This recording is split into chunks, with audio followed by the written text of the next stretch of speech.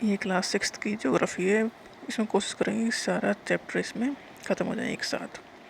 तो चैप्टर 1 से शुरुआत करते हैं। तो फर्स्ट है earth in the solar system. The earth in the solar system. Okay, one by one ऐसे चलेंगे जैसे कि बुक के अकॉर्डिंग। तो पूर्णिमा मतलब फुल नाइट, उसे कहते हैं जिस दिन पूरा चांद नज़र आता है।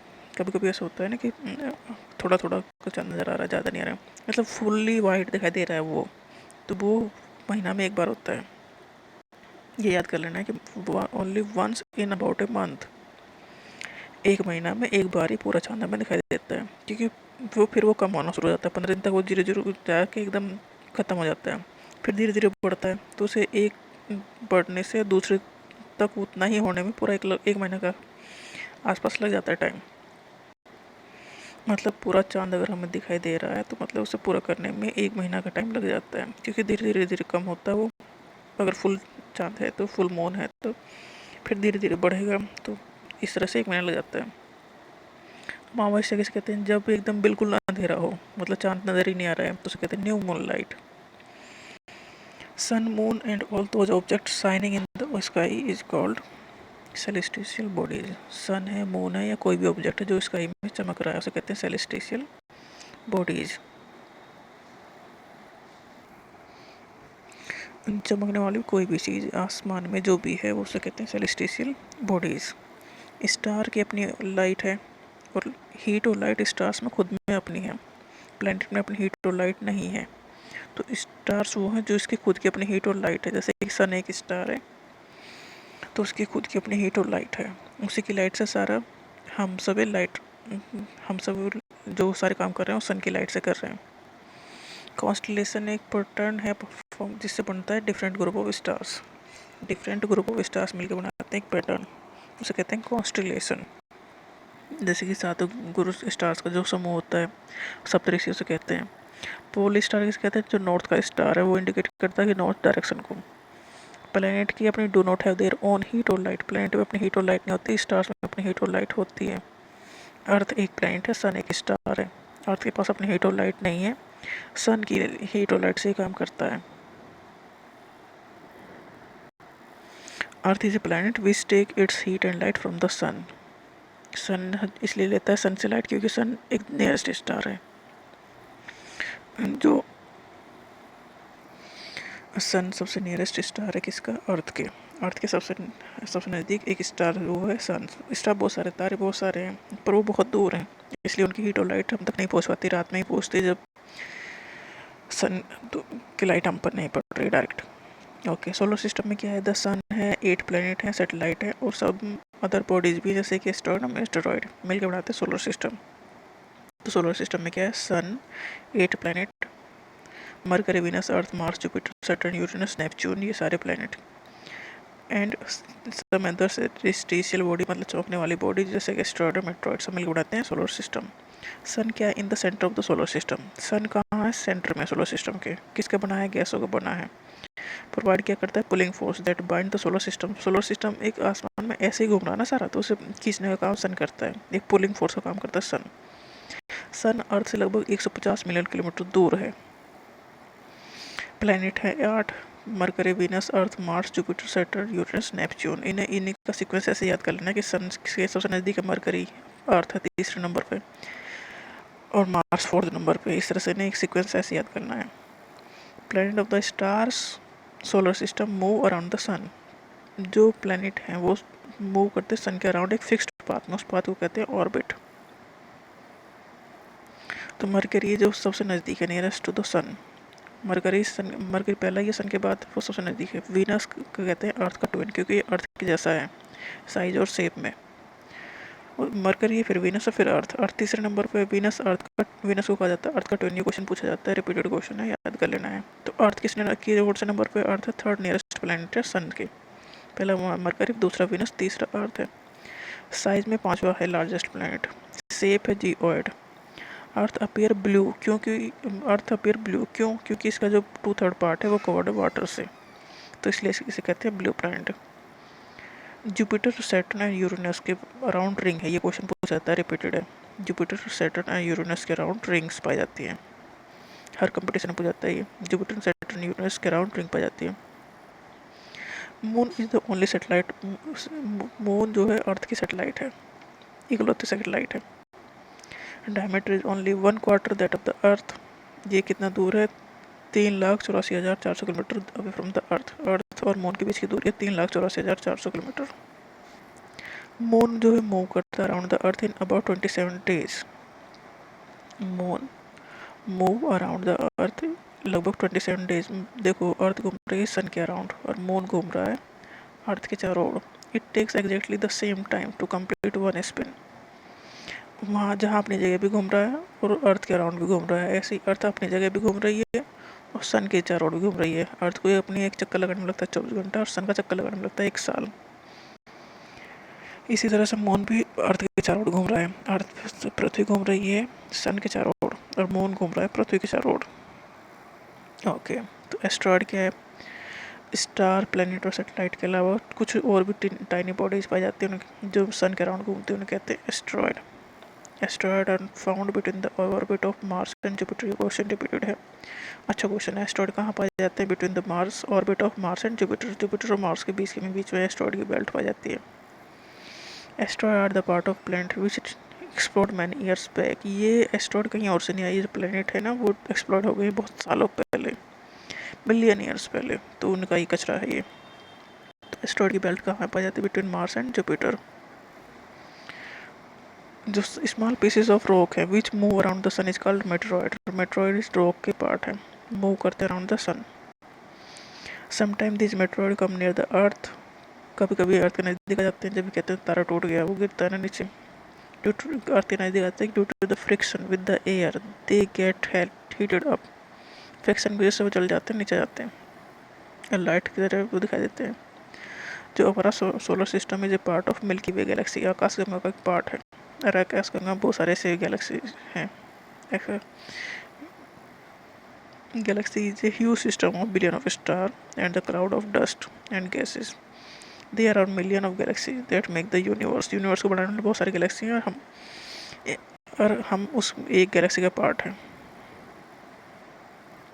सैटेलाइट मूव करता है around the planet in the same way as the planet move around the sun. Satellite जो छोड़ते हैं ना, ये अर्थ के चारों ओर मूव करते हैं, जैसे कि या किसी भी प्लैनेट के चारों ओर मूव करती हैं। किस तरह से मूव करती है? उसी तरह से जिस तरह से कि प्लैनेट मूव करते हैं around the sun. Neil Armstrong was the first man, पहले इंसान थे जिन्होंने मून पे वो जो गए। वो कब गए? 20 जुलाई 1969 को। लाइट जो ट्रेवल करती है स्पीड है 3 lakh kilometre per second. Light of the sun takes about 8 minute. देखो सन की लाइट को अर्थ पर आने में लगभग लगते हैं 8 minute. Astronomer those who study the celestial body and their movement. Astronomer उन्हें कहते हैं। Aryabhatta was famous astronomer ancient India में, हमारे इंडिया के। He said that the moon and the planet shine due to reflected sunlight. उन्होंने बताया था कि जब प्लैनेट और मून है ये शाइन चमक रहे हैं क्योंकि ये सनलाइट रिफ्लेक्टेड होकर आ रही है, इसलिए चमक रहे हैं। जियोलॉजी मतलब study of the earth. Geometry मतलब मेजरमेंट ऑफ द अर्थ। और जियोइड करता है resembling the shape of the earth. Orbit क्या है? ऑल द जो प्लैनेट है, सारे प्लैनेट जो मूव करते हैं सोलर सिस्टम में around the sun in a fixed path, उस रास्ते को कहते हैं, उस पाथ को कहते हैं ऑर्बिट।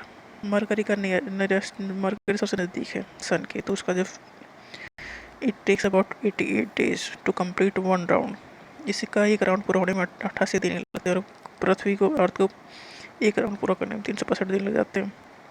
तो जो सबसे नज़दीक उसका रास्ता छोटा होगा ना, जो दूर उसका रास्ता बड़ा हो जाएगा। तो वो फुल मून का मतलब पूर्णिमा, once about in a month. New moon मतलब अमावस्या। Celestial body sun, moon and all the objects are in the night sky made up of gas. Constellation मतलब वेस्टर्स pattern, different group of stars में होते हैं। सप्तऋषि वाला है। पोलर स्टार का है नॉर्थ डायरेक्शन में है और हमेशा वो सेम पोजीशन में रहता है। प्लैनेट के सम सेलेस्टियल जो प्लैनेट है, सम सेलेस्टियल बॉडी डू नॉट है, प्लैनेट की अपनी हीट और लाइट नहीं होती, जो अपनी वो लाइट्स स्टार्स की लाइट से ही चमकते हैं, प्लैनेट कहा जाता है। प्लैनेट जो वर्ड आया ग्रीक वर्ड प्लैनेटाइस आई है, वंडर मतलब घूमते रहते हैं। अर्थ जिसमें रह रहे हैं वो भी एक प्लैनेट है। अर्थ अपनी हीट और लाइट लेता है सन से और मून इसका सैटेलाइट है। Like the earth there are 7 other planet. The earth भी एक प्लैनेट है और अर्थ के अलावा 7 और प्लैनेट हैं जो हीट और लाइट लेते हैं सन से। सन जो है सेंटर में है of the solar system, made up of gas, gas का बना होता है, इसका पुलिंग फोर्स है जो बांध के रखता है सोलर सिस्टम को। सन जो है अल्टीमेट सोर्स है हीट और लाइट का। Sun about 150 million kilometre away from the earth. Planet का जो डिस्टेंस अवे है Mercury, Venus, Earth, Mars, Jupiter, Saturn, Uranus, Neptune. ये सीक्वेंस ऐसा ही है, इन्हें ऐसे याद करना है। सारे जो प्लेनेट मूव करते हैं सोलर सिस्टम में around the sun in fixed path, उस फिक्स्ड पाथ को कहते हैं ऑर्बिट। मरकरी नियरेस्ट है सन के। विनस जो कंसिडर किया जाता है अर्थ का ट्विन कंसिडर किया जाता है बिकॉज इसका साइज और शेप सिमिलर है अर्थ के। अर्थ जो है थर्ड नियरेस्ट प्लेनेट है सन की। Size it's fifth largest planet, is slightly flattened at the pole, geoid shape है अर्थ। इसमें it has water and air दोनों ही हैं जो की ज़रूरत है सर्वाइवल के लिए। एयर में क्या है, लाइफ सपोर्टिंग गैस है like oxygen. From the outer space earth appears, two third surface is covered by water. Earth बाहर से अगर देखते हैं तो ब्लू अपीयर होता है। आउटर स्पेस में जाने के बाद अर्थ नीले कलर की लगती है क्योंकि इसका जो 2/3 हिस्सा है वो वाटर से कवर है, इसलिए ब्लू कलर का दिखाई देता है। द मून, अर्थ है जो ओनली वन सेटेलाइट, अर्थ की एक ही सेटेलाइट, उसे कहते हैं मून। इसका डायमीटर लगभग 1/4 ऑफ द अर्थ है, अबाउट 3,84,400 किलोमीटर दूर है। मून को एक राउंड पूरा करने में, अर्थ का एक राउंड पूरा करने में 27 दिन लगते हैं, और अपना एक स्पिन भी वो 27 दिन में पूरा करता है। एस्ट्रॉयड क्या है, apart from the stars, planet and satellite in सब के अलावा कुछ टाइनी बॉडीज भी होती हैं जिन्हें एस्ट्रॉयड कहते हैं। बिटवीन मार्स और ये याद कर लेना है कि ये कहाँ पाए जाते हैं, ये पाए जाते हैं मार्स और जुपिटर के बीच में। It is a small piece of rock which move around the sun, उन्हें कहते हैं meteoroid. Sometime these meteoroid come near the earth. Meteoroid come लगभग अर्थ के नज़दीक आ जाते हैं तो ये फ्रिक्शन से जल जाते हैं और इसके लाइट के रूप में चमकते हुए नजर आते हैं, गिर जाते हैं। जो हमारा सोलर सिस्टम में एक मिल्की वे गैलेक्सी का पार्ट है। गैलेक्सी में huge system of billion of stars होते हैं, cloud of dust and gases, million of such galaxies are there. Universe में बहुत सारी गैलेक्सी है और हमारा सोलर सिस्टम में एक गैलेक्सी का पार्ट है। Countless twinkling stars in the night sky are similar to the sun. बहुत सारे स्टार हैं but we do not feel their heat और लाइट। अगर सन एक है जब इतनी गर्मी भी है, अगर बहुत सारे स्टार नज़दीक आ जाए वो इसलिए और भी बहुत सारे स्टार्स हैं बट उनकी हीट हमें इतनी अफेक्ट नहीं कर पाती क्योंकि बहुत दूर हैं वो हमसे। Jupiter and Saturn and Uranus के ये प्लेनेट हैं, इनके राउंड रिंग है। अब से कुछ क्वेश्चन आंसर है इस चैप्टर के। The group of stars farming in various pattern का उसे कहते हैं constellation. Huge system of star को कहते हैं Galaxy. Moon closest celestial body है अर्थ के, अर्थ का सबसे नज़दीक मून हो गया ना। अर्थ जो थर्ड नियरेस्ट प्लेनेट है सन के। प्लेनेट के अपने do not have their own heat और लाइट, अपनी खुद की हीट और लाइट प्लेनेट की नहीं होती, स्टार्स की होती। Planet known as the earth का ट्विन, प्लेनेट को कहते हैं अर्थ का ट्विन। कि कौन सा प्लेनेट है, विनस। अर्थ जो है थर्ड नियरेस्ट प्लेनेट है सन के। सन के सबसे नज़दीक तीसरे नंबर पर अर्थ है, पहला मरकरी है सबसे नज़दीक, फिर विनस, फिर अर्थ है। ऑल द प्लेनेट मूव करते हैं around the sun in elongated path. ठीक है, जो पोलर स्टार है जो ध्रुव है वो नॉर्थ डायरेक्शन को शो करता है। एस्ट्रॉयड कहाँ पाए जाते हैं, between the orbit of Mars and Jupiter. ये क्वेश्चन है कि why we can't see the moon और अदर जो चमकने वाली चीज़ें वो दिन में क्यों नहीं नज़र आती हैं। Because the very bright light, और सन की इतनी ब्राइट लाइट है कि उसको उनको छुपी जाते हैं, दूसरी चीज़ों को देखने नहीं देता वो लाइट। कंडीशन जो सपोर्ट करती है life on earth, the earth is neither too hot, ना तो बहुत ज़्यादा गर्म ना ही बहुत ज़्यादा ठंडा, इसलिए यहाँ पर लाइफ है। अर्थ पर लाइफ इसलिए क्योंकि अर्थ ना तो बहुत ज़्यादा गर्म है ना ही बहुत ज़्यादा ठंडा है। Why is the earth called a unique planet, earth को यूनिक प्लैनेट क्यों कहा जाता है, क्योंकि यहाँ कंडीशन फेवरेबल है to support life and found on the earth. जो कंडीशन चाहिए लाइफ के लिए वो अर्थ पे पाई जाती हैं। इसके अर्थ पे वाटर भी है इसलिए लाइफ को सपोर्ट करता है। यूनिक प्लांट इसलिए वाटर भी है, एयर भी है, जो जरूरी सर्वाइवल के लिए। एयर में लाइफ सपोर्टिंग गैस ऑक्सीजन है। अर्थ ना तो बहुत गर्म है ना बहुत ठंडा है, इसलिए यहाँ पर ये यूनिक प्लानट है। Why earth is called a blue planet, क्योंकि earth is called blue planet because it's 2/3, इसका 2/3 हिस्सा इज कवर्ड बाई वाटर। इसलिए बाहर से जब दिखाई देता है ब्लू कलर का दिखाई देता है। What is meant by solar system, sun और 8 प्लैनेट और सैटेलाइट और सेलेस्टियल बॉडी जैसे एस्ट्रॉयड, मेटेरॉयड सब मिलकर बनाते हैं solar system. Why do we see only one side of the moon always? क्योंकि मून जो है मूव करता है around the earth about 27 days. It takes exactly the same time to complete one spin. मतलब अर्थ के चारों ओर भी घूम रहा है, खुद का एक चक्कर भी लगा रहा है, तो इसलिए ज़्यादा ही दिखाई देगा ना हमें अपनी साइड से. How does a planet differ from A star? Planet star से कैसे अलग है? देखो, स्टार्स की अपनी हीट और लाइट है जैसे कि सन. प्लैनेट की अपनी हीट और लाइट नहीं होती जैसे कि अर्थ. प्लैनेट ड्राइव करता है इसकी हीट और light from the stars. Stars की खुद की हीट और लाइट है, प्लैनेट की अपनी खुद की हीट लाइट नहीं है. तो स्टार एक सन एग्जाम्पल ले लो और प्लैनेट मतलब अर्थ एक एग्जाम्पल ले लो. स्टार्स बहुत ह्यूज हैं कंपेयर टू प्लैनेट. प्लैनेट से बहुत बड़े हैं स्टार्स. अच्छा, व्हाट इज़ यूनिवर्स? यूनिवर्स एक कलेक्शन ऑफ गैलेक्सीज है. There is only one universe and everything that exist in this universe itself. सब यूनिवर्स एक ही चीज़ है, उसमें सब कुछ एग्जिस्ट करता है. बहुत सारी गैलेक्सीज हैं, उसमें से हम एक में रहते हैं. ये सेकंड चैप्टर है globe, latitude and longitude. Globe एक true model of the earth है. एक्सिस क्या है? एक इमेजिनरी लाइन है जो नॉर्थ पोल और साउथ पोल को कनेक्ट करता है. ठीक है, अब ये याद करना है कि अर्थ मूव करते हैं अराउंड वेस्ट टू ईस्ट. ये कोई कंपटीशन में पूछा जाने वाला क्वेश्चन है कि अर्थ कैसे मूव करती है वेस्ट डायरेक्शन से ईस्ट की साइड. इक्वेटर बीच में एक इमेजिनरी लाइन है जो अर्थ को दो पार्ट में डिवाइड कर देता है, ऊपर और नीचे. क्यों ऐसा क्यों किया जाता है? क्योंकि अर्थ हमें हर एक प्लेस की जगह की पता करना है ना, बताना है. कैसे बताएंगे? कोई पैरामीटर लेना पड़ेगा. तो कुछ इमेजिनरी लाइन हमने ले ली है, जैसे कि इक्वेटर एकदम बीच में हो गया. ठीक है, एकदम बीच में, तो ऊपर वाला पार्ट नॉर्थ हो गया, नीचे वाला पार्ट अर्थ का साउथ हो गया. तो इमेजिनरी लाइन है. ठीक है, ये नॉर्थन ऊपर वाला पार्ट हो गया नॉर्थन हेमिस्फीयर, नीचे होगा साउथर्न हेमिस्फीयर. बोथ इक्वल है. इक्वेटर रिप्रेजेंट करता है 0 डिग्री लैटिट्यूड. ठीक है, 0 डिग्री पे एक सीधी लाइन खींच दो अर्थ के बीचों बीच, जो ग्लोब बीच में देखा है ना ऑफिस में राउंड, उसके बीचों बीच जो लाइन जा रही है वो होगी इक्वेटर. तो वहाँ से 0 काउंट करेंगे, तो उसके पैरेलल जो सर्कल चलेंगे ऊपर तक, ऐसे सर्कल से बढ़ते चले जाएंगे, उन्हें कहेंगे पैरेलल ऑफ लैटिट्यूड. कहाँ तक बढ़ेंगे? ऊपर नॉर्थ पोल, नीचे साउथ पोल तक. जो सारे पैरेलल सर्कल है from the equator to the pole, वो हो गए parallel of latitude. As we move away from the equator, जैसे हम इक्वेटर से दूर जा रहे हैं, पैरेलल ऑफ लैटिट्यूड डिक्रीज होगा, क्योंकि बीच में बहुत एकदम बड़ा सा है. फिर ऊपर जाते जाते तो छोटा होता चला जाएगा ना. तो जैसे जैसे छोटा होता चला जाएगा तो एक इतना सर्कल कम होता चला जाएगा. ओके, जो नॉर्थर्न हेमिस्फीयर हो वो बीच में इक्वेटर होगा 0 पे, ऊपर नॉर्थर्न हेमिस्फीयर होगा, नीचे साउथर्न हेमिस्फीयर होगा. अर्थ में इमेजिनरी है सब कुछ, इसलिए क्या गया कि हर एक जगह की हम पर्टिकुलर जगह की एग्जैक्ट पोजीशन बता सकें, इसलिए पैरामीटर सारे लिए गए हैं. तो नॉर्थर्न हेमिस्फीयर ऊपर वाला पोर्शन हो गया, उसमें 3 पार्ट हैं. उसे कहते हैं ट्रॉपिक ऑफ कैंसर, जो 23.5 डिग्री नॉर्थ में है.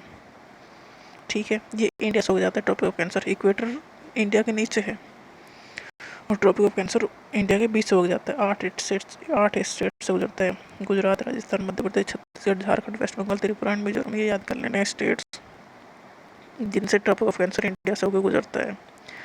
कौन से हैं? Gujarat, Rajasthan, Madhya Pradesh, Chhattisgarh, Jharkhand, waste Bengal, Tripura and Mizoram. ठीक है, अब उसके ऊपर हो आर्कटिक सर्कल, उसके ऊपर है नॉर्थ पोल. नॉर्थ पोल और साउथ पोल में लाइफ पॉसिबल नहीं क्योंकि बहुत ठंडा है.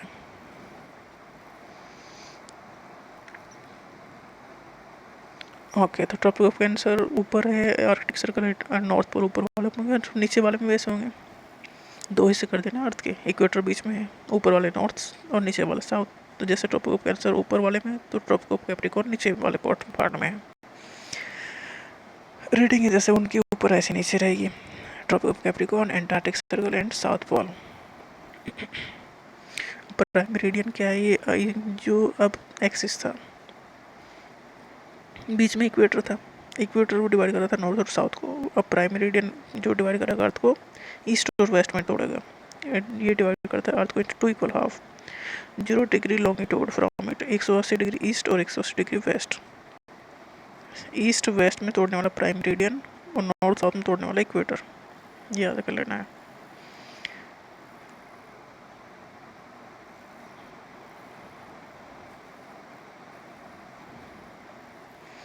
प्राइम मेरिडियन इट्स की जो वैल्यू है 0 डिग्री लॉन्गिट्यूड, वो हो गया 0 डिग्री इक्वेटर होगा 0 डिग्री लैटिट्यूड. प्राइम मेरिडियन हो गया 0 डिग्री लॉन्गिट्यूड. इसके आगे 180 डिग्री ईस्ट और 180 डिग्री वेस्ट काउंट होगा.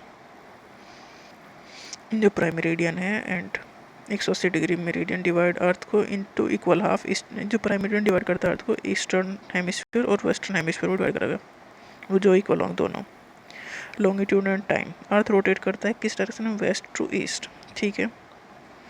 तो जो ग्रीन ईस्ट ऑफ ग्रीनविच, जो head of Greenwich time, Greenwich London में है, वहाँ से ले लेगा 0 डिग्री, उसके आगे ईस्ट होगा, उसके पीछे वाला वेस्ट होगा, तो हम ईस्टर्न हेमिस्फीयर में हैं, ठीक है। इंडिया ईस्टर्न हेमिस्फीयर में है, और नॉर्थन हेमिस्फीयर और ईस्ट साइड, तो नॉर्थ ईस्ट वाले में है इंडिया की पोजीशन। ये पता करने के लिए सारे काम किए गए हैं, ये सारी चीज़ें। अर्थ रोटेट करता है 360 डिग्री इन 24, अर्थ अपना एक चक्कर लगाता है 24 घंटा में लगा लेता है अपना एक चक्कर, जब दिन और रात होते हैं, तो एक चक्कर पूरा होता है 360 डिग्री, 24 घंटा में लगाता है तो 15 डिग्री घूम जाता है 1 घंटा में अर्थ।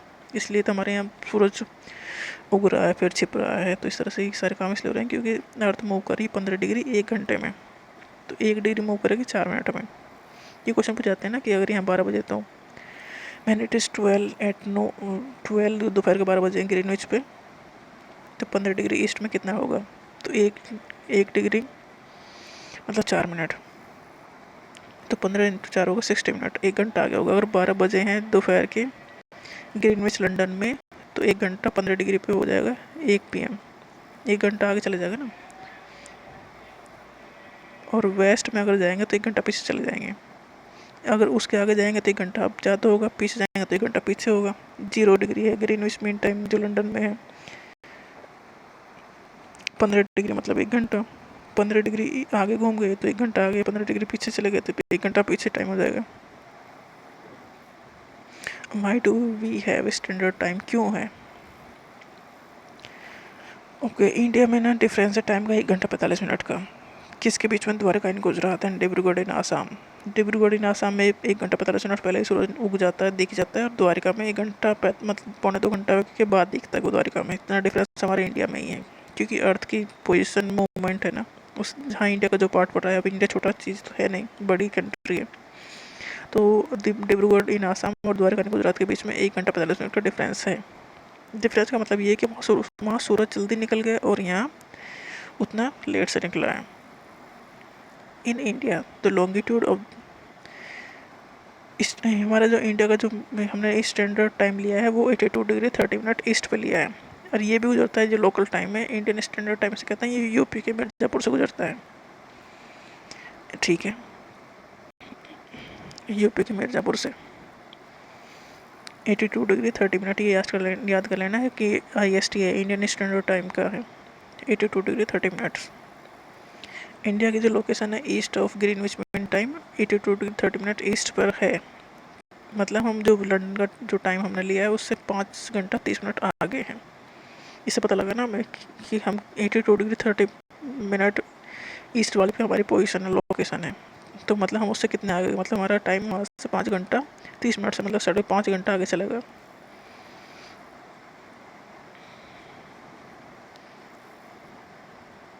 तो जैसे कि अगर लंदन में दोपहर के 2 बजे, तो हम उससे लंदन के से 5.5 घंटा आगे हैं, यहाँ कितने बज जाएंगे 7:30, शाम के 7:30 बज जाएंगे, तो लंदन में 2 बजे हैं। इस तरह से टाइम डिफरेंस आता है, क्योंकि अर्थ मूव कर रही है। अर्थ मूव किस डायरेक्शन में कर रही है? वेस्ट टू ईस्ट मूव कर रही है। लैटिट्यूड क्या है? लैटिट्यूड ना इमेजिनरी सर्कल है parallel to the equator, equator का जो चारों ओर जो इमेजिनरी सर्कल खींचे गए हैं पोल तक, वो लैटिट्यूड है। लॉन्गिट्यूड क्या है? प्राइम मेरिडियन की जो सर्कल है, मतलब जो ईस्ट और वेस्ट को डिवाइड कर रहे हैं वो लॉन्गिट्यूड हो गया, और नॉर्थ साउथ को जो डिवाइड कर रहे हैं वो हो गया latitude.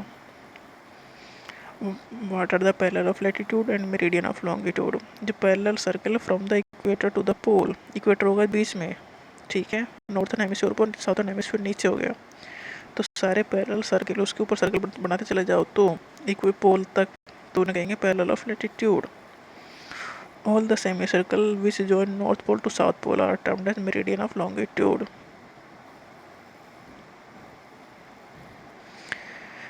Y it is 5:30 PM in India में, मैन इट इज 12 बजे लंदन में। कैसा क्यों है कि लंदन में जब 12 बजे तो यहाँ 5:30 बज गए, ये भी कोई बात है? चलो देखते हैं। तो लंदन की जो लोकेशन है वो 0 डिग्री लॉन्गिट्यूड पे है, और इंडिया की 82 डिग्री 30 मिनट ईस्ट में है। तो 1 डिग्री मतलब 4 मिनट, 82 डिग्री है लगा लो मिनट कितने हम आगे हो गए, 330 मिनट और हाफ और भी है ये, तो 330 मतलब 5 घंटा 30 मिनट हम आगे, पोजीशन ही हमारी है इसलिए हमारा टाइम भी आगे होएगा, इसलिए ये सारे काम है। इंडिया लंदन से 82 डिग्री 30 मिनट आगे है पोजीशन वाइज, ठीक है। तो हमारा टाइम भी 5.5 घंटा लंदन से आगे रहेगा, ये याद रख लेना। हमारा टाइम, इंडिया का टाइम लंदन के टाइम से 5.5 घंटा आगे है। अगर लंदन में दोपहर के 2 बजे तो इंडिया में 7:30 बजेंगे शाम के। इसमें इसे भूलने वाली चीज़ नहीं है, इसे याद रख लेना है। नेक्स्ट चैप्टर हो गया मोशन ऑफ द अर्थ, ठीक है। अर्थ में 2 मोशन है मेनली, एक तो अपनी जगह मूव करता है, rotation is the movement of the earth on its axis, जहाँ अर्थ है वहीं पर अगर वो मूव कर रहा है तो रोटेशन हो गया, 24 घंटा में एक चक्कर लगा देता है अर्थ अपना ही। रिवोल्यूशन क्या है, movement of the earth around the sun, sun के अराउंड मूव कर रहा है उसे फिक्स्ड पाथ पे, उसे कहते हैं रिवोल्यूशन, और जो फिक्स्ड पाथ है उसे कहते हैं orbit. Axis of earth is एक इमेजिनरी लाइन है, makes an angle of 66.5 with orbital plane. जब अर्थ मूव करता है तो सर्कल ऑफ इल्यूमिनेशन किसे कहते हैं, जो सर्कल डिवाइड करता है दिन और रात को, एक साइड दिन हो रही है एक साइड रात हो रही है, तो वो सर्कल ऑफ इल्यूमिनेशन है।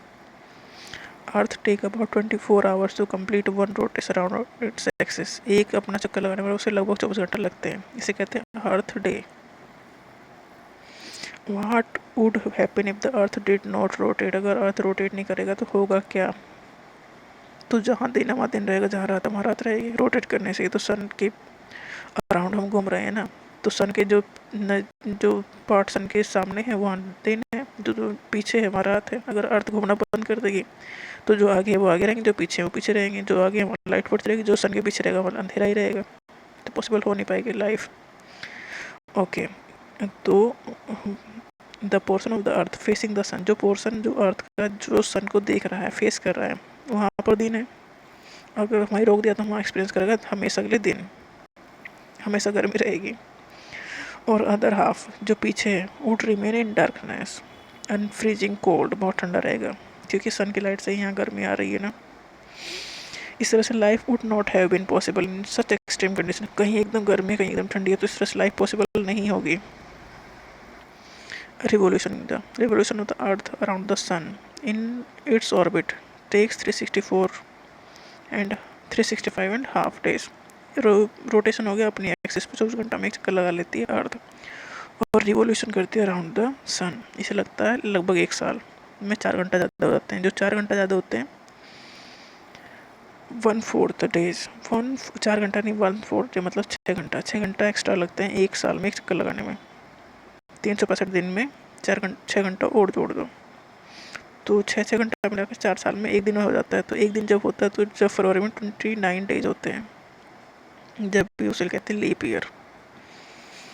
समझ में आ रहा है। तो रोटेशन हो गया, जहाँ अर्थ अपने जहाँ पर है वहीं पर एक चक्कर लगा ले तो होगा रोटेशन, वो एक चक्कर हो जाता है 24 घंटे में पूरा। रिवोल्यूशन होता है सन का चक्कर लगाते हैं अर्थ, जो 1 साल में पूरा होता है। 1 साल मतलब 365 दिन में और 6 घंटे में पूरा होता है।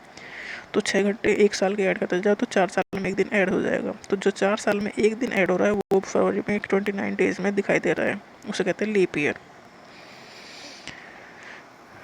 ये कहानी समझ में आ गई होगी। तो earth is going around the sun in an elliptical orbit.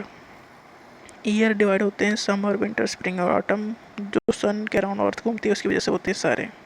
Change in season due to the change in position of the earth around the sun, season change हो रहे हैं, अर्थ मूव कर रहे हैं अराउंड द सन इसलिए। समर सॉलिस्टिक 21 जून को होता है, मतलब जब नॉर्थर्न हेमिस्फीयर में सन डायरेक्ट पड़ रहा होता है। The day that the earth का जो नॉर्थ पोल है टिल्टेड है टुवर्ड द सन, अर्थ थोड़ी सी टिल्टेड होती है, तो अर्थ की सनराइज फॉल करती है डायरेक्टली ट्रॉपिक ऑफ कैंसर पे, इक्वेटर पे नहीं, ट्रॉपिक ऑफ कैंसर पे डायरेक्टली फॉल कर रही है। और इंडिया से होकर गुजर रहा है ट्रॉपिक ऑफ कैंसर, मतलब औरों से भी गुजर रहा है बट इंडिया से भी गुजर रहा है। तो यहाँ पर बहुत गर्मी होती है, कब होती है गर्मियों में, गर्मी कब होती है जून में। ऑस्ट्रेलिया पे उल्टा है, जब यहाँ गर्मी है तो वहाँ सर्दी है, क्योंकि वो साउथर्न हेमिस्फीयर में है और इंडिया है नॉर्थर्न हेमिस्फीयर में। तो यहाँ जून में गर्मी है, वहाँ जून में सर्दी है ऑस्ट्रेलिया में, ठीक है। तो समर सोलिस्टिक यहाँ 21 जून को हो रहा है क्योंकि सन की जो रेज हैं वो डायरेक्टली फॉल करती हैं ट्रॉपिक ऑफ कैंसर पे।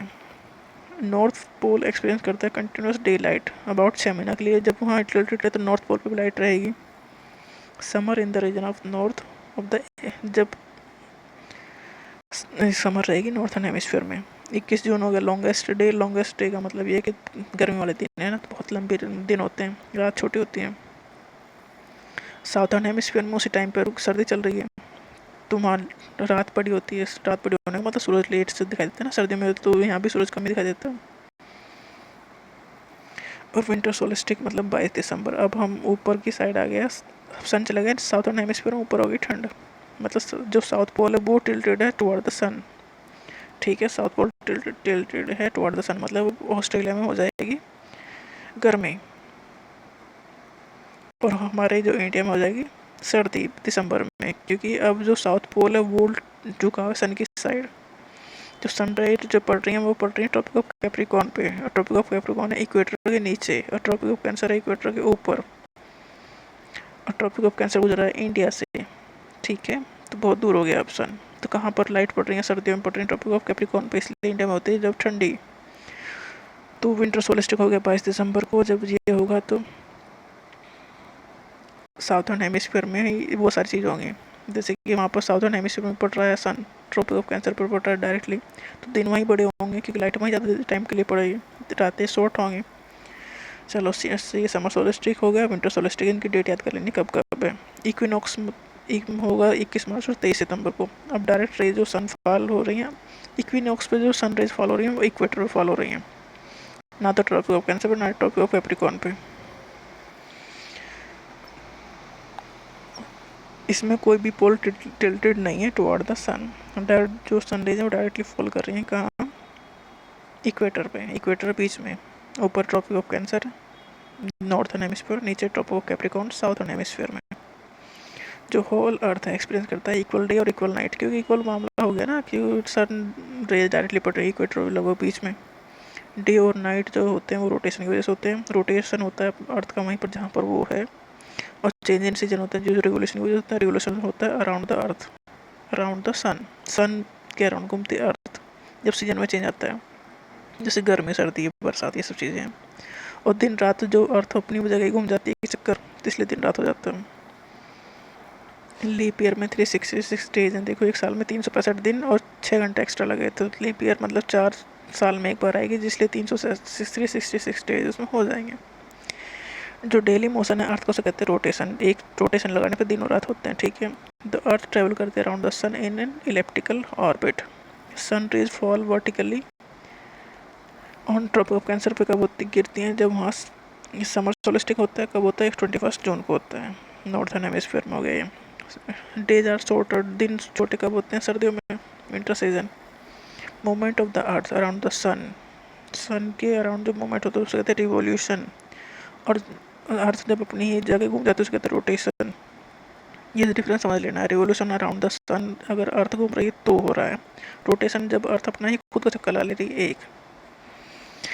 ठीक है, तो direct rays of sun fall on the equator 23 सितंबर हो गए, 21 मार्च और 23 सितंबर। क्रिसमस सेलिब्रेट होता है समर में ऑस्ट्रेलिया में। Cycle of season is called to revolution, season होते हैं रिवोल्यूशन की वजह से। Revolution of earth around sun cause change in season. Sun rays follow होते हैं इक्वेटर पर, ये गलत है, इसका यहाँ कर लेना। 23 सितंबर 23 सितंबर होगा 23 सितंबर, इक्विनॉक्स वाली पोजीशन है ये। 21 मार्च एंड 23 सितंबर। ये इस चैप्टर के कुछ क्वेश्चन हैं मैचिंग। जैसे समर सोलिस्टिक कब होता है भाई? 21 जून को होता है, गर्मी बहुत बढ़ती है जब। विंटर सोलिस्टिक होता है 22 दिसंबर को। इक्विनॉक्स जब, समर सोलिस्टिक जब होता है जब ट्रॉपिक ऑफ कैंसर पे पड़ रही है सनलाइट डायरेक्टली। विंटर सोलिस्टिक जब होता है जब ट्रॉपिक ऑफ कैप्रिकॉर्न पे पड़ रही है लाइट, सनलाइट डायरेक्टली। इक्विनॉक्स होता है जब इक्वेटर पर पड़ रही है सनलाइट। 23 सितंबर हो गया ये। ऑर्बिट एक फिक्स्ड पाथ है। रोटेशन मतलब डेली मोशन ऑफ द अर्थ, उसे कहते हैं रोटेशन, जो 24 घंटे में होता है। Per revolution around the sun जो 365 दिन और 6 घंटे में होता है। What is a leap year? Leap year in which February 29 days की है instead of 28 days is called leap year. फरवरी 29 9 डेज की कब हो रही है? लीप ईयर में।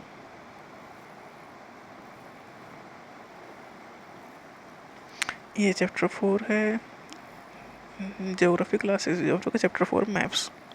मैप क्या दिखाता है? एक रिप्रेजेंटेशन और ड्राइंग ऑफ द अर्थ की सरफेस का और ए पार्ट ऑफ इट्स, या तो अर्थ की सरफेस का या उसके एक पार्ट का स्केल के हिसाब से जो मैप बनाया जाता है। स्केल हो गई स्मॉल स्केल और लार्ज स्केल, दो टाइप की स्केल इसमें यूज होती हैं। 3 टाइप के मैप होते हैं mainly, physical map, political map and thematic map. जो फिजिकल मैप होता है वो शो करता है नेचुरल फीचर्स, जैसे कि अर्थ के माउंटेन, प्लेटू, प्लेन, ये सब याद कर लेना। फिजिकल मैप में होता क्या है, दिखाया क्या जाता है, तो mountain, plateau, plain, river, ocean, ये दिखाए जाते हैं। पॉलिटिकल मैप में दिखाए जाते हैं कंट्री, सिटी, टाउन, विलेज, ये सब चीज़ पॉलिटिकल मैप में। Map showing cities, town and village and different countries, ये पॉलिटिकल मैप में। थीमेटिक मैप में क्या है, ये फोकस करता है on the specific information such as road map, rainfall, ये सब जंगल कहाँ पर है, ये सब थीमेटिक मैप में होता है। 3 टाइप के मैप हो गए, कौन से? Physical map, political map and thematic map. Component of map है 2, 3 है mainly, distance, direction and simple. 3 component है मैप के, पूछा जाता है question, distance, direction and simple. Distance क्या है? मैप जो ड्रा किए जाते हैं विच रिड्यूस द इंटरवल। डिस्टेंस जो मैप में हम ड्रा करते हैं वो इतनी होनी चाहिए कि हमें एक्चुअल पता लगा सके कि इसके बीच दो जगह के बीच की दूरी कितनी है। तो हम डिस्टेंस उसी तरह से मेजर करके वहाँ इंडिकेट करेंगे मैप पे। Map are drawing which reduce the entire world और a part of it fit on a sheet of paper. देखो मैप ना एक पेपर पे सारी दुनिया बसा देता है वो, जिससे हम पता भी कर लेते हैं कौन सी चीज़ कहाँ है, कौन से प्लेस कहाँ है। तो ये it is done very carefully so that the distance between the place is real, distance हमें रियल में पता लग सके। इसके लिए स्केल यूज़ की जाती है। स्केल है क्या? एक ratio between the actual distance, जो एक्चुअल डिस्टेंस है ग्राउंड पे और जिस जो मैप पे उसके बीच का एक रेशियो स्केल शो करती है, स्केल दिखाती है। ये एक स्केल ही फिक्स करती है। मतलब यहाँ से अगर 1000 किलोमीटर कोई सिटी है तो मैप पे 1000 किलोमीटर कैसे दिखाया जाएगा? तो स्केल में कुछ मेजर कर, जैसे 10 सेंटीमीटर दिखा दिया, एक मेजरमेंट ले लेते हैं, उस तरह से दिखाया जाता है। तो स्मॉल स्केल मैप और लार्ज स्केल मैप, दो टाइप के मैप यूज होते हैं। तो स्मॉल स्केल मैप में होता क्या है, जो लार्ज एरियाज हैं लाइक जैसे कॉन्टिनेंट है या कंट्रीज है, उन्हें शो करते हैं पेपर पे, तो स्मॉल स्केल मैप यूज़ करेंगे। और जो छोटे एरिया को बड़े में शो करना है तो लार्ज स्केल मैप यूज़ करेंगे। मैंने स्मॉल एरिया जैसे कि गांव है, टाउन है, या इसे पेपर पर शो करना तो लार्ज स्केल मैप। मतलब बड़ी एरिया को दिखाएंगे तो स्मॉल स्केल मैप, और छोटे एरिया को दिखाएंगे तो लार्ज स्केल मैप। और ये होगी डायरेक्शन, कौन कौन से ऊपर नॉर्थ है, नीचे साउथ, ईस्ट, वेस्ट है, north east, north east, north west, south east, south west, इस तरह से दिखाते हैं ना। जैसे कि इंडिया पोजीशन नॉर्थ ईस्ट में है तो ये सारे पोजीशन दिखाने के काम आते हैं। सिंबल क्या है? हम चीज़ों को ना किसी सिंबल से रिप्रेजेंट करते हैं, उसके बिना रिप्रेजेंट कर नहीं पाएंगे। It is not possible to draw on a map the actual shape and size of the different features. मतलब पहाड़, पत्थर, बिल्डिंग ऐसा ही दिखाना मुश्किल काम है ना, तो उसे किसी न किसी सिंबल से रिप्रेजेंट कर देते हैं। तो उन सिंबल्स को ही तो हर कोई समझ सकता है।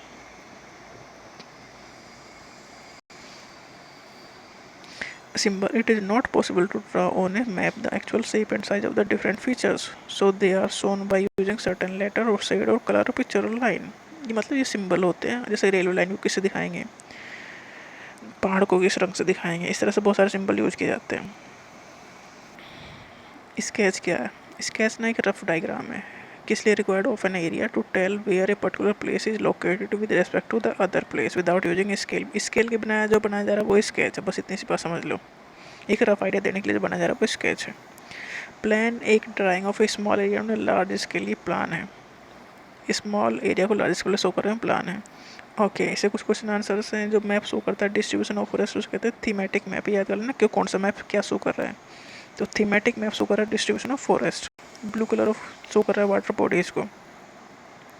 कंपास यूज होता है, जो हाथ में लेकर घूमते रहते हैं ना डायरेक्शन पता करने के लिए, वो कंपास है। स्केल जरूरी है मैप के लिए, नहीं तो पता कैसे लगेगा कौन सी कहाँ है।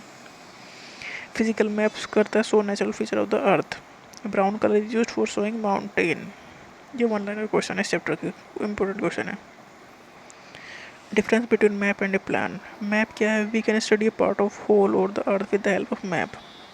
सारे हिस्ट्री अर्थ की या एक पार्ट की हम स्टडी कर सकते हैं मैप की हेल्प से। Map contain a lot of information है, बहुत सारी इन्फॉर्मेशन होती हैं। मैप देख के ले तो जाते हैं, इधर उधर अगर कहीं जाना है तो मैप लेके चले जाओ तो भी पहुंच जाओगे, टाइप इस तरह से होता है। उसमें सारी चीज़ें लिखी होती हैं, सारी इन्फॉर्मेशन उसको दी जाती है, बस उसको समझने की जरूरत है ध्यान से। मैप जो रिप्रेजेंट करता है अर्थ की सर्फेस और a part of it drawn on a flat surface according to the scale. Plan क्या है, ये डिटेल हर given in the form of symbols. Plan एक सिंबल के फॉर्म में इन्फॉर्मेशन देता है। प्लान करता है सो कितनी लंबाई कितनी चौड़ाई है। ये है drawing of a small area on a large scale. Small area को लार्ज स्केल पर शो दिखाने के लिए प्लान यूज किया जाता है। What are the three component of a map. Map के तीन कंपोनेंट कौन से हैं, पहला डिस्टेंस, दूसरा डायरेक्शन, तीसरा सिंबल। याद कर लेना, डिस्टेंस, डायरेक्शन और सिंबल तीन कंपोनेंट ऑफ मैप है। What are the four coordinate direction, east, west, north, south. What do you mean by the term the scale of the map. Scale of the map means ratio between the actual distance on the ground and distance on the map. How are map more helpful than a globe. Map ज़्यादा helpful क्यों globe से। Globe वो होता है जो मेज पर रखा था ना, राउंड गोल कलर का, गोल सा रख दिया था ग्लोब, वो ही है। तो मैप ज़्यादा इन्फॉर्मेशन प्रोवाइड कर रहे हैं, ग्लोब तो एक आइडिया देने के लिए है कि पूरा अर्थ में कौन सी चीज़ कहाँ है। मैप प्रोवाइड करता है more information than a globe. Globe can be useful when we want to study the earth as a whole. Which map provide करता है डिटेल इन्फॉर्मेशन। जो लार्ज स्केल मैप है वो प्रोवाइड करता है डिटेल इन्फॉर्मेशन, क्योंकि ये स्मॉल एरिया को बड़े इसमें दिखाता है तो सारी इन्फॉर्मेशन देगा। They have more space to depict more information. How do symbol help in reading map. Symbol जो है तीसरा कंपोनेंट है, पहला डिस्टेंस, डायरेक्शन, तीसरा सिंबल है। सिंबल कहते हैं बहुत lot of information on a limited space. Symbol को ना कोई भी समझ सकता है, चाहे वो कम पढ़ा लिखा हो या चाहे वो ना भी पढ़ा लिखा हो। उसे बता दिया कि पहाड़ी सड़क के हैं तो कहाँ कहाँ पहाड़ है वो बता देगा। तो सिंबल बहुत सही है, हेल्प करते हैं रीडिंग करने में मैप को। सिंबल जैसे रिप्रेजेंट करते हैं रोड को, ट्री को, रेलवे लाइन को, ये सब किसी न किसी कलर में या पिक्चर में शो करते हैं तो पता लग जाएगा ना कौन सा पहाड़ है, कौन सी कहाँ है। तो एक आइडिया हो सकता है सिंबल की हेल्प से। नेक्स्ट चैप्टर है major domain of the earth, class 6 का ज्योग्राफी का major domain of the earth chapter. तो लिथोस्फीयर मतलब अर्थ, देखो ज़मीन ना, हम ना किसी चीज़ पे टिके हुए हैं तो उसे कहते हैं जो सॉलिड पोर्शन है अर्थ का उसे कहते हैं लिथोस्फीयर। ठीक है, solid portion of the earth in which we live is lithosphere. पानी भी जिस पर टिका है, नहीं तो सब कुछ नीचे ना बह जाए, तो फिर लिथोस्फीयर हो गया। एटमॉस्फेयर क्या है, जो gases layer that surround the earth. Atmosphere में सारी गैसेज हैं जो सराउंड करते हैं अर्थ को, जैसे कि उसमें ऑक्सीजन, नाइट्रोजन, कार्बन डाइऑक्साइड, ये सब चीज़ें हैं। नाइट्रोजन 72%, ऑक्सीजन 21% है। तो मेजर है नाइट्रोजन, ये याद कर लेना है। हाइड्रोस्फीयर मतलब वाटर कवर है अर्थ सरफेस। अर्थ में ना 2/3 हिस्से में 2/3 पार्ट में वाटर ही है, तो वो हाइड्रोस्फीयर। बायोस्फीयर में सारी चीज़ ये याद कर लेना। बायोस्फीयर क्या है, ये वन लाइनर में आता है। बायोस्फीयर एक नैरो जोन है where we find land, water and air together which contain all form of life. Biosphere में क्या है, लैंड, वाटर एंड एयर सारे मिलकर बनाते हैं, तो वो बायोस्फीयर है, narrow zone of the earth है।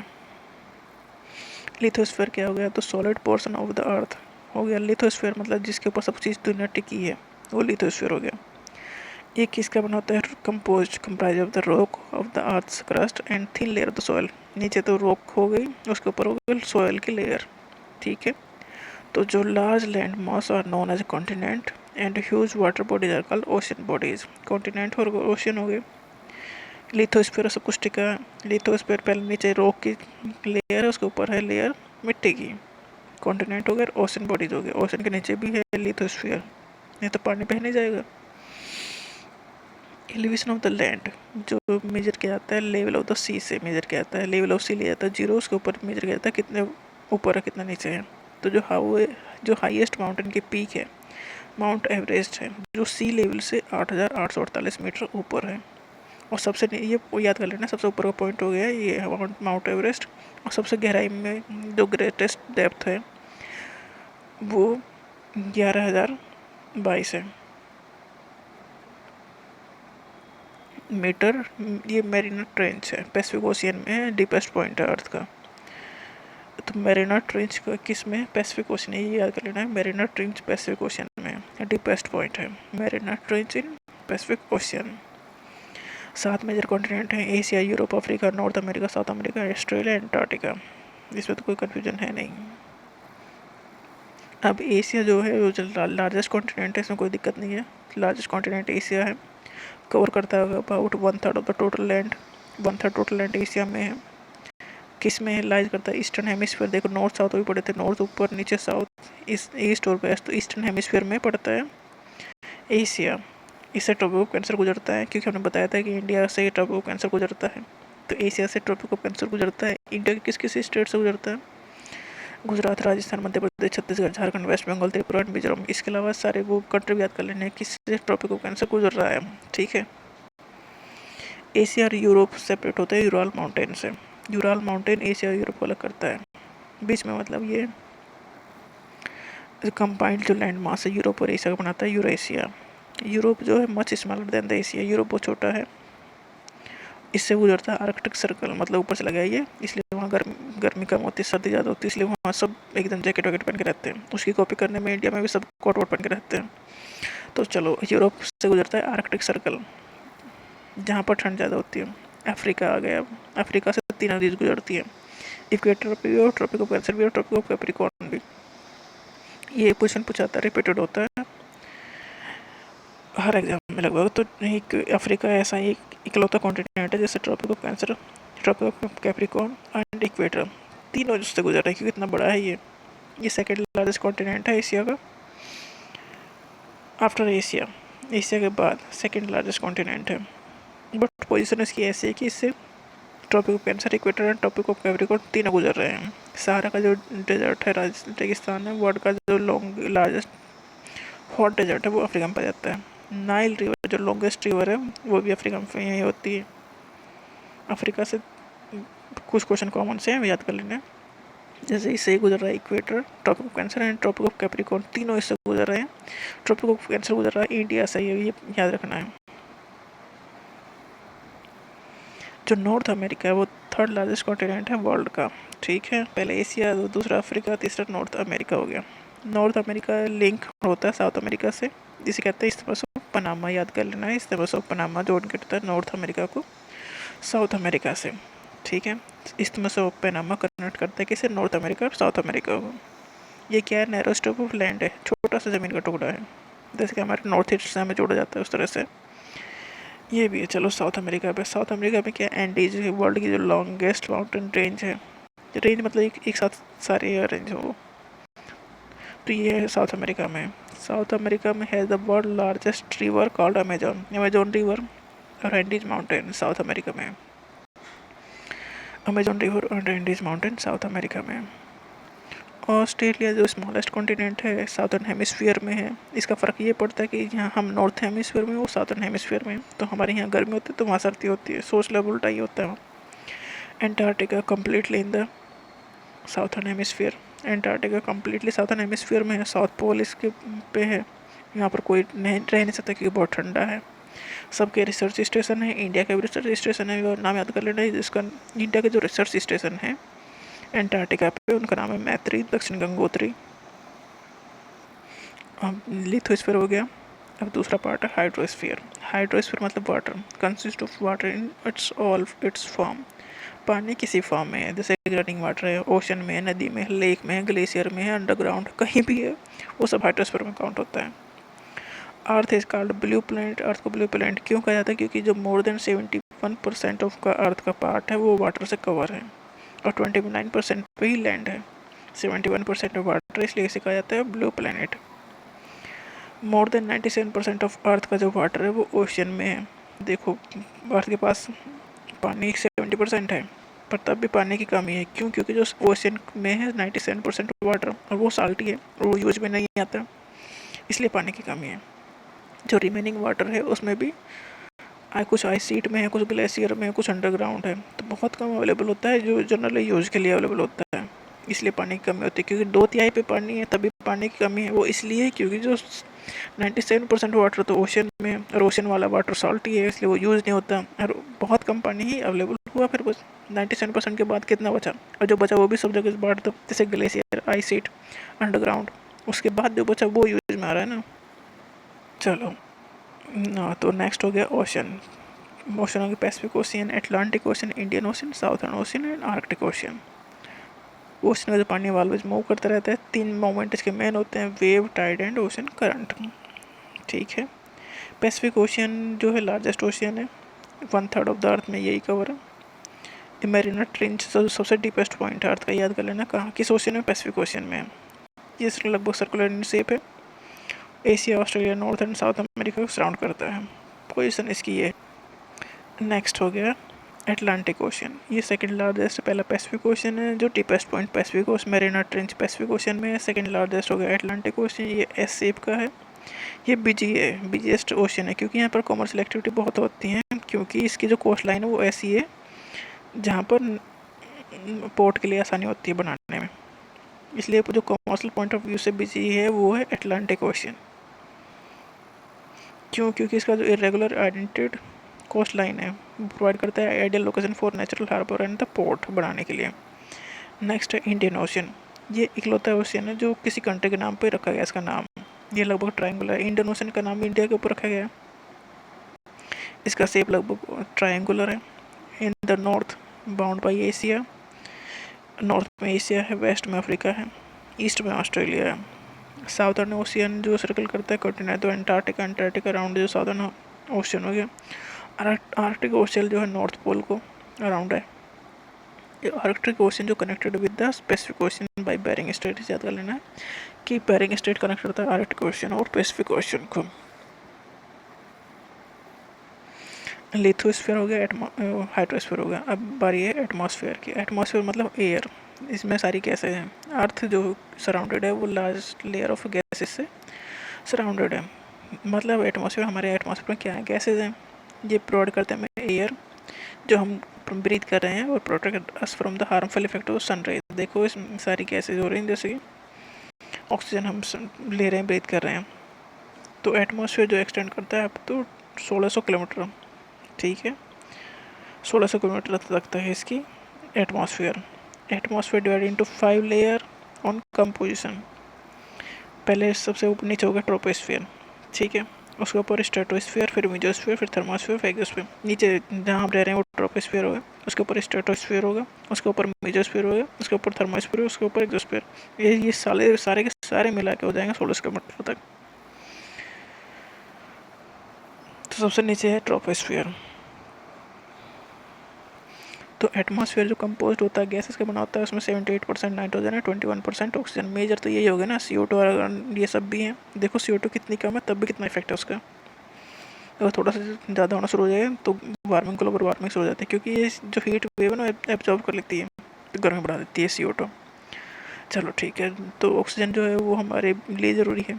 नाइट्रोजन हेल्प करता है ग्रोथ में और लिविंग ऑर्गेनिज्म में, पर नाइट्रोजन डायरेक्टली नहीं ली जाती, प्लांट उसे डायरेक्टली नहीं लेते, उसे कन्वर्ट करते हैं दूसरे फॉर्म में तब लेते हैं। CO2 कार्बन डाइऑक्साइड इम्पोर्टेंट है किस लिए एब्जॉर्ब करता है हीट को, रेडिएटेड बाय द अर्थ। जो हीट अर्थ पे पड़ी और फिर वापस चली गई, तो वापस जो जा रही है उसे पकड़ लेता है CO2 कार्बन डाइऑक्साइड। इसी से प्लेनेट रहता है गर्म। एक लिमिट में गर्म रहे तो ठीक है, लिमिट ज़्यादा बढ़ता है तो फिर ये होगा ना कि ग्लेशियर भी पिघलने लगेंगे, जो आसपास के सी का लेवल बढ़ जाएगा, तो जो अंदर घुसने लगेगा ना ज़मीन। तो डेंसिटी ऑफ जो एटमॉस्फेयर वेरी करती है विद हाइट। जैसे जैसे हाइट बढ़ेगी ना डेंसिटी के ऊपर फर्क पड़ेगा, ऊपर कम चली जाएगी ना। डेंसिटी मैक्सिमम कहाँ है, सी लेवल पे है। ऊपर ऊपर जाएंगे तो कम होती चली जाएगी, ऊपर कम जाएंगे होती चली जाएगी तो पहाड़ों पे, इसलिए तो वहाँ डेंसिटी कम हो जाती है ना, तो एयर भी कम हो जाती है, मतलब ऑक्सीजन की भी कम हो जाती है, इसलिए ऊपर पहाड़ों पर सांस लेने में दिक्कत होती है।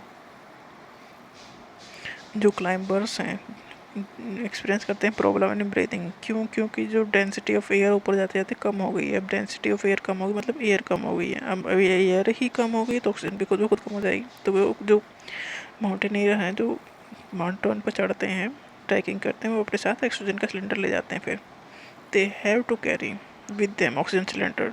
किस लिए ले जाते हैं ऑक्सीजन सिलेंडर, कि वो ब्रीथ सांस ले सके, क्योंकि ऊपर डेंसिटी कम हो रही है ना, बाहर कम है तो दिक्कत होगी ना, ऊपर जाएंगे तो टेम्परेचर भी डिक्रीज होता है। चलो अब पहले हो गया ट्रोपोस्फियर, वो लिथोस्फियर है, फिर लिथोस्फियर के बाद हाइड्रोस्फियर, फिर एटमॉस्फियर, अब हो गया बायोस्फीयर की बारी। हाइड्रोस्फीयर में है, एटमॉस्फेयर में है troposphere, stratosphere, mesosphere, thermosphere, exosphere. ठीक है, देखो पहले लिथोस्फीयर था जिस पर सब कुछ टिका है, दुनियादारी सब कुछ टिकी है। हाइड्रोस्फीयर मतलब पानी, एटमॉस्फेयर मतलब गैसेज, एटमॉस्फेयर में भी लेयर है, ट्रोपोस्फीयर वाली लेयर्स में troposphere, stratosphere, mesosphere, thermosphere, exosphere. तो ऊपर तक जाते जाते टेम्परेचर भी कम होगा और प्रेशर भी, इंटेंसिटी कम हो जाएगी एयर की। अब नेक्स्ट आया बायोस्फीयर। बायोस्फीयर एक नैरो जोन है किस चीज़ का, जो contact between the land, water and air के बीच से जो जोन बनाता है मिलके, वो बायोस्फीयर है, जहाँ मतलब सब लिविंग चीज़ें एग्जिस्ट कर पाती हैं। All the living organism including human are linked to each other. इंसान जहाँ रह रहे हैं वो बायोस्फीयर, जहाँ पर लैंड, वाटर, एयर सब कुछ है अवेलेबल, वो बायोस्फीयर हो गया। और लिविंग ऑर्गेनिज्म इसमें आराम से रह सकते हैं। इसे कुछ क्वेश्चन है। जो डीपेस्ट पॉइंट है अर्थ का, जो मैरीना ट्रेंच है, वो पैसिफिक ओशियन में है। इंडियन ओशन का नाम थी कि कंट्री के नाम पर रखा गया है। बायोस्फीयर एक नैरो जोन है लैंड, वाटर और एयर का, जो सपोर्ट करता है लाइफ को। Continent of Europe and Asia मिलकर बनाते हैं यूरेशिया। हाईएस्ट में जो माउंटेन की पीक है वो एवरेस्ट है, माउंट एवरेस्ट है। Mountain range that separate Europe और एशिया को सेपरेट करते हैं उसे यूराल माउंटेन कहते हैं। Continent of the North America is linked to South America by isthmus. The major constituent of atmosphere होता है, देखो एटमॉस्फेयर 78% नाइट्रोजन, तो मेजर तो ये हुआ, इसके बाद 21% ऑक्सीजन है। Domain of the earth consisting solid rock, solid rock मतलब लिथोस्फीयर, उसके ऊपर मिट्टी की लेयर होती है, इसके ऊपर सारी दुनिया टिकी हुई है लिथोस्फीयर में। Which is the largest continent, Asia largest है, Africa second largest, North America third. Asia से गुजर रहा है ट्रॉपिक ऑफ कैंसर, बताया था मैंने, ट्रॉपिक ऑफ कैंसर एशिया से गुजर रहा है। 8 स्टेट है। लिथोस्फीयर क्या है, solid portion of the earth है। यूरोप से गुजर रहा है आर्कटिक सर्कल, बहुत ठंडा है ये, आर्कटिक सर्कल गुजर रहा है। साउथ अमेरिका में अमेजोन रिवर है। पैसिफिक ओशियन में डीपेस्ट पॉइंट है मैरीना ट्रेंच। देखो ये क्वेश्चन के फॉर्म में आते ही हैं, तीन रट लेना इन चीज़ों को। स्ट्रेट किसे कहते हैं, जो नैरो पासेज ऑफ वाटर है जो कनेक्ट करता है दो लार्ज बॉडीज को, उसे कहते हैं स्ट्रेट। स्ट्रेट ये एक लाइनर का क्वेश्चन है कि स्ट्रेट क्या है, ये आ जाता है जैसे कि मैचिंग में आ गया। तो स्ट्रेट एक नैरो पैसेज ऑफ वाटर है जो कनेक्ट करता है दो लार्ज बॉडीज को। इस्थमस जो कनेक्ट करता है वो जो दो लैंड को कनेक्ट करता है, नैरो पोर्शन जो दो लैंड को कनेक्ट कर दे, लैंड मास को कनेक्ट कर दे, वो इस्थमस है। और स्ट्रेट जो वाटर बॉडीज को कनेक्ट कर दे, वो स्ट्रेट है। वाटर द फोर मेजर जो डोमेन है अर्थ के, कौन कौन सा है, lithosphere, atmosphere, hydrosphere and biosphere, हम पढ़ चुके हैं इन्हें। मेजर कॉन्टिनेंट कौन से हैं, Asia, Europe, Africa, North America, South America, Australia, Antarctica, ये भी हो चुका। Two continent that lie entirely in the southern hemisphere में, साउथर्न हेमिस्फीयर में है ऑस्ट्रेलिया, एंटार्क्टिका। इंडिया है नॉर्थर्न हेमिस्फीयर में। Name the different layer of the atmosphere, atmosphere की जो लेयर होती हैं ये याद कर लेनी है, जैसे troposphere, stratosphere, mesosphere, thermosphere, exosphere, one by one एक के ऊपर एक होती हैं। और एटमॉस्फेयर 1600 किलोमीटर तक होता है सारा। ये जो क्लास 6 का ज्योग्राफी का ही नेक्स्ट चैप्टर है, chapter number 6, major land form of earth. ठीक है, तो लैंड जो मेजर फॉर्म होते हैं, हिल है। हिल एक लैंड सरफेस, पहाड़ी, ये छोटी सी पहाड़ी होती है जो सराउंडिंग एरिया थोड़ा सा उठा हुआ भाग होगा, हिल। और माउंटेन का मतलब ये है कि एलिवेशन मोर देन 600 मीटर्स। हिल जो लैंड सरफेस है वो जो हायर है देन द सराउंडिंग एरिया, जो आसपास का एरिया से थोड़ा सा उठा हुआ पार्ट हो गया, हिल हो गया। और माउंटेन जो है एलिवेशन होगा more than 600 metres. More than 600 metre से ज़्यादा होगा तो माउंटेन होगा, उससे कम होगा तो हिल। माउंटेन क्या, natural elevation of the earth surface. Range क्या है माउंटेन की, माउंटेन अगर अरेंज है एक लाइन में तो होगा रेंज, जैसे कि हिमालय एशिया में माउंटेन रेंज, एल्प्स यूरोप में, एंडीज साउथ अमेरिका में। ये याद कर लेना कौन सा कहाँ है, हिमालय एशिया में, एल्प्स यूरोप में, एंडीज साउथ अमेरिका में। जो लैंड फॉर्म है are result of the two process, internal process and external process. किससे बनते हैं जो लैंड फॉर्म बनते हैं, दो प्रोसेस से बनते हैं, internal process and external process. Internal process with in the earth, a continuous movement take place which lead to the upliftment of the shrinking of the earth's surface at several places। जो अंदर की तरफ अर्थ में अंदर जो process चल रहे हैं, जो प्लेट मूवमेंट कर रही हैं, जिससे अपलिफ्टमेंट होता है। एक्सटर्नल प्रोसेस का जो इंटरनल प्रोसेस में होता है, जैसे कि अर्थक्वेक हो गया, माउंटेन हो गया। एक्सटर्नल प्रोसेस बाहर वाला प्रोसेस जो है, इससे कंटिन्यूस जो वीरिंग चल रही है या रीबिल्डिंग चल रही है लैंड सरफेस की, टूट रहा है, कहीं इकट्ठा हो रहा है, तो एक्सटर्नल प्रोसेस वो हो गया बनाने की। इरोजन क्या है? इसमें wearing of the earth surface, टूट के अलग हो जाता है, इरोजन हो जाता है। डिपोजिशन होता है, surface is being lowered by the process of erosion and rebuild by the process of deposition. Erosion मतलब टूट के अलग हो गया, डिपोजिशन मतलब फिर से दूसरी जगह जाके इकट्ठा हो गया कोई चीज़ें। Mountain any natural elevation of the earth surface, mountain natural ही है, ये इसे बनाया नहीं गया। Mountain any natural elevation of the earth surface, as we go higher, जैसे हम ऊपर जाते हैं तो क्लाइमेट ठंडा होता चला जाता है। इन सब माउंटेन दे आर परमानेंटली जो फ्रोजन रिवर, उन्हें कहते हैं ग्लेशियर। माउंटेन में भी अरेंज इन लाइन, उन्हें कहते हैं रेंज। ये पूछाता है रेंज क्या है, तो अगर माउंटेन एक लाइन में अरेंज है तो उन्हें कहते हैं रेंज ऑफ माउंटेन। 3 टाइप के माउंटेन है, fold mountain, block mountain and volcanic mountain.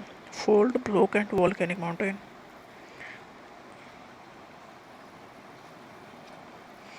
जो फोल्ड माउंटेन है वो हिमालय माउंटेन एंड एल्प्स, जो यंग फोल्ड माउंटेन है, याद कर लेना, कोल्ड ओल्ड है, कौन यंग है, तो हिमालय माउंटेन और एल्प्स ये यंग फोल्ड माउंटेन है। और जो है वो अरावली रेंज है इंडिया में।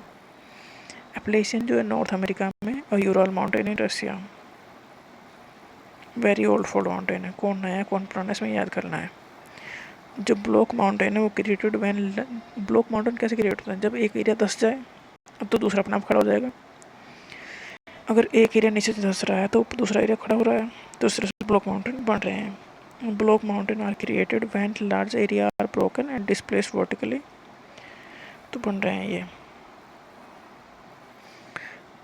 नेक्स्ट है वोल्केनिक माउंटेन। वोल्केनिक माउंटेन जो बनते हैं वोल्केनिक एक्टिविटी से बनते हैं, जैसे कि किलिमंजारो अफ्रीका में और फ्यूजियामा जापान में बना है। ठीक है, याद कर लेना एग्जाम्पल। माउंटेन यूजफुल क्यों है? क्योंकि ये स्टोर हाउस में वाटर यूज होता है इरिगेशन में, सिंचाई करने में और हाइड्रो इलेक्ट्रिसिटी जनरेट करने में। River valley and terrace are ideal for elevation of cultivation of crop. River चाहिए ना, पानी चाहिए ना क्रॉप के लिए। Mountain rich variety of flora of mountain, बहुत अच्छे मतलब बहुत सारे यूजफुल प्लांट और एनिमल होते हैं। फॉरेस्ट प्रोवाइड करते हैं फ्यूल, फूड और शेल्टर और बहुत अदर चीज़ें। बहुत टूरिस्ट के लिए भी पैराग्लाइडिंग है, स्काइंग है, सारी चीज़ में होती हैं इन्वॉल्व। प्लेट्यू क्या है? एक जो फ्लैट लैंड है उससे थोड़ा सा उठा हुआ लैंड होगा प्लेट्यू।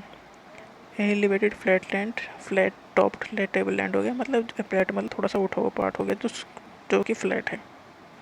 हिली एरिया मतलब थोड़ा हिल टाइप का, अलग टाइप का होगा। प्लेट मतलब फ्लैट लैंड है बट ऊपर उठा हुआ पार्ट है। हाइट इसकी वेरी करती है 100 मीटर से लेकर सेवरल थाउजेंड मीटर तक कुछ भी हो सकता है। जैसे कि डिकन प्लेटू इंडिया में है, ओल्डेस्ट प्लेटू है। तिब्बतन प्लेटू है, हाईएस्ट प्लेटू, इसकी हाइट बहुत ज़्यादा है, 4000 से लेकर 6000 मीटर तक अबव सी लेवल से मेजर करते हैं। प्लेटू का यूज़ क्या है? क्योंकि ये मिनरल्स में रिच होते हैं, इससे बहुत सारे मिनरल होते हैं। जैसे कि अफ्रीकन प्लेटू में गोल्ड और जो डायमंड की माइनिंग है वो अफ्रीकन प्लेटू में होती है, तो मिनरल में रिच होते हैं ये। छोटा नागपुर प्लेटू जो इंडिया में है वो रिजर्वायर है किसका? आयरन का, कोल का और मैग्नीज का। तो लावा प्लेटू है, रिच है ब्लैक कलर में, जो ब्लैक सॉयल में। ब्लैक सॉयल फर्टाइल सॉयल है और कल्टीवेशन के लिए अच्छी है। बहुत सारे वाटरफॉल भी पाए जाते हैं फिर इसमें। जो प्लेन है वो जो फ्लैट लैंड बन गई है, प्लेन प्लेटो से नीचे होते हैं, जो रिवर से लाके बना देती हैं, इकट्ठा कर देती हैं, तो फिर छोड़ चले जाती हैं चीज़ों को, वो प्लेन बन जाते हैं। इनमें फर्टिलिटी बहुत होती है इनकी। Plain are large stretch of flat land generally not more than 200 metre above the sea level. Most of the plain are form by, ये सब रिवर से बनाए जाते हैं या उनके ट्रिब्यूटरी से बनाए जाते हैं। जो रिवर माँ के मिलती हैं नदियाँ, छोटी छोटी नदियाँ, river flow down the slope of the mountain से फ्लो करती हैं, तो माउंटेन पे से तोड़ के ले आते हैं सब और इकट्ठा कर देती हैं फिर वहाँ, और उसे छोड़ के चले जाते हैं। फिर पानी तो है, लेके आया तो छोड़ चला गया। ये कैरी फॉरवर्ड इरोडेड मटेरियल जो डिपोजिट देयर लैंड लोड। जैसे इसमें होता है क्या है, इसमें स्टोन, सैंड, सिल्ट ये सब छोटे चले जाते हैं। जहाँ छोटे चले जाते हैं रिवर ने तो अपना रास्ता बदल लिया, वो जगह खाली रहेगी, तो जो जगह खाली रहेगी वो हो गया प्लेन।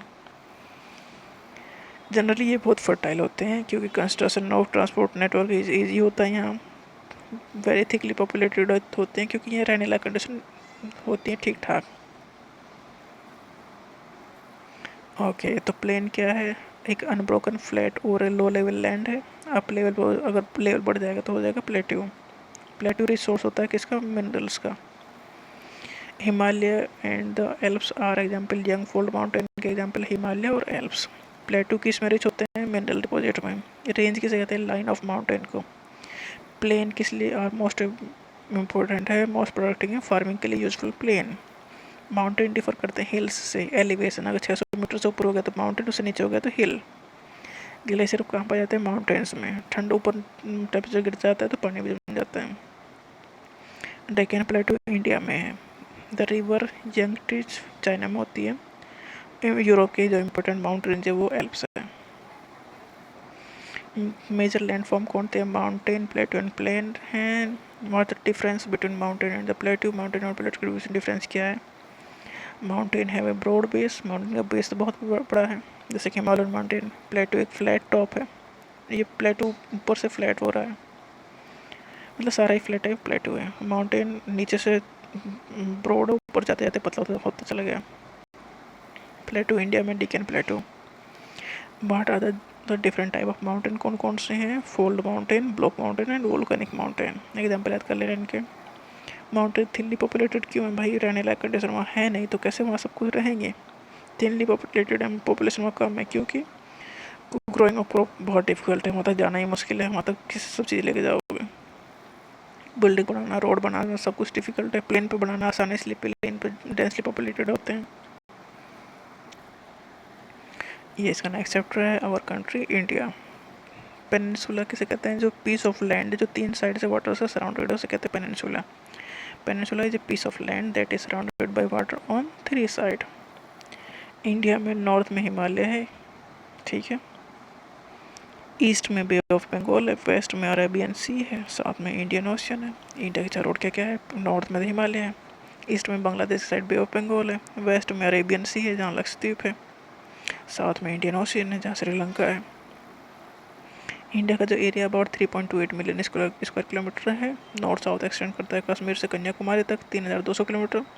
ईस्ट वेस्ट है अरुणाचल प्रदेश से लेकर कच्छ तक 2900 किलोमीटर। एक आइडिया ले लेना इसमें, और कुछ नहीं है इसका। India is located in northern hemisphere, ये याद कर लेना है। इंडिया कहाँ लोकेटेड है? नॉर्थन हेमिस्फीयर में। इससे गुजरता है ट्रॉपिक ऑफ कैंसर, इससे की रेटिंग 23 डिग्री 30 मिनट नॉर्थ है। ये हो गया ट्रॉपिक ऑफ कैंसर गुजरता है। इंडिया एक्सटेंड करता है 8 डिग्री फॉरवर्ड नॉर्थ से लेकर 37 डिग्री 6 मिनट लेटीट्यूड हो गया, साउथ से लेकर north 8 degree 4 37 degree 6 minute. West से ईस्ट है 68 degree 7 minute east, 97 degree 25 minute east. East में ही ना सारा। ईस्ट किसका है? मेरिडियम 0 से डिग्री से। लंदन का जो टाइम है ना उसके ईस्ट में है, इसलिए वेस्ट टू ईस्ट। हमारा वेस्ट टू ईस्ट है, पर दोनों ईस्ट में रहेंगे वो। मतलब हम ईस्ट में हैं बट हमारा जहाँ शुरू कर रहे हैं वेस्ट टू ईस्ट काउंट करेंगे ना। जैसे कि वेस्ट में है गुजरात है, ईस्ट में हो गया अरुणाचल प्रदेश, इस तरह से। Large countries which extracts extensively from east to west do not have single standard time. हमारा मतलब सिंगल स्टैंडर्ड टाइम है, पर जो बड़ी बड़ी बहुत दिन का एरिया ज़्यादा बड़ा है वो कई सारे टाइम जोन लेते हैं। जैसे कि यूएसए में 7 है, कनाडा में 6 टाइम जोन है। जो local time changes by 4 minute every 1 degree.